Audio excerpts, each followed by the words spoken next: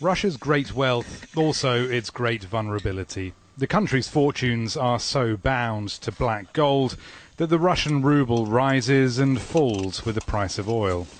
65% in the total export revenues of Russia are coming from fuel, and around 50% of the federal budget revenues are generated by the fuel sector. And this explains why, of course, the volatility of oil prices has the serious impact on the ruble exchange rates. Ordinary Russians are bearing the brunt of the slide. Prices have shot up, a recession is biting into wages, living standards have fallen significantly for the first time in the Putin era. A protest blocked streets near the central bank on Monday. In boom times, these Russians took mortgages denominated in foreign currency. Now their repayments are unaffordable. But generally, public unrest has been conspicuous by its absence. For the moment, most people believe Russia's woes result from external shocks, not years of delayed reform. The government's problems are mounting. 2016's budget deficit must be no greater than 3%, says Vladimir Putin. Now, when oil was at $50 a barrel, that was just about possible. But if oil averages $40 a barrel for the year, then there'll be a 5% budget deficit.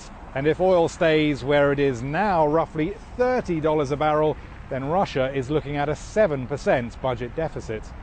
So how to fill the hole?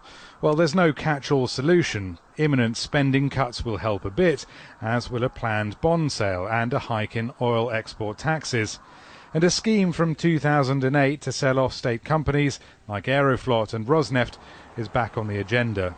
But many analysts doubt the privatisation drive will be any more successful this time.